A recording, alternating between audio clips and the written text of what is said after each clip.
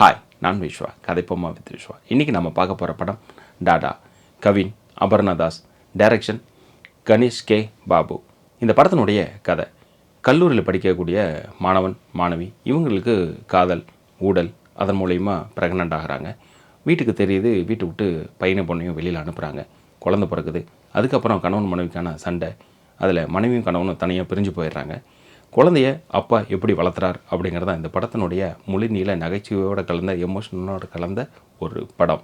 கவின் அவருடைய கேரியரில் இந்த படம் ரொம்ப முக்கியமான படம். இதுக்கு முன்னாடி நடித்த படம், இதுக்கப்புறமா நடிக்கக்கூடிய படம் அப்படின்னு தான் பிரித்து பார்க்க வைக்கும் இனிமேல்.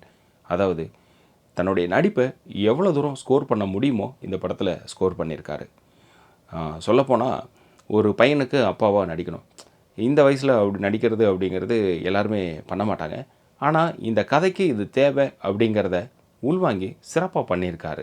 அபர்ணா பெரிய அளவுக்கு சொல்லிக்கிற மாதிரி இல்லைனாலும் ஒரு யங்கான, ஒரு க்யூட்டான ஒரு காதலியாக, ஒரு மனைவியாக இந்த படத்தில் நடிச்சிருக்காங்க. இந்த கதையை படமாக்கப்பட்ட விதத்துக்கு டைரக்டர் கணேஷ் கே பாபுவை பாராட்டலாம். அதாவது இன்னும் கொஞ்சம் கமர்ஷியலாக இதை பண்ணியிருக்கலாம் அப்படின்னு யோசிச்சிருந்தா படம் முழுக்க டபுள் மீனிங் ஆகியிருந்திருக்கும். கமர்ஷியல் வேலைகள் எல்லாமே உள்ளே இறங்கி போயிருந்திருக்கும். இந்த படத்தை யங்ஸ்டர் மட்டும் வந்து பார்க்குற மாதிரி ஆயிருந்திருக்கும்.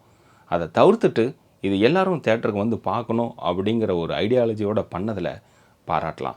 ஃபைனலி இந்த படம் கல்லூரி போயிட்டுருக்க பாய்ஸ் அண்ட் கேர்ள்ஸ், படித்தமா பரீட்சை எழுதணுமா அப்படின்னு இல்லாமல் கரண்டை நான் கையில் தான் பிடிச்சி பார்ப்பேன் அப்படின்னு நினைக்கிற உங்களுக்கு இந்த படம் ஒரு உதாரணம். இந்த ரிவ்யூ பிடிச்சிருந்தா மறக்காமல் சப்ஸ்கிரைப் பண்ணுங்கள், கமெண்ட் பண்ணுங்கள், லைக் பண்ணுங்கள், ஷேர் பண்ணுங்கள்.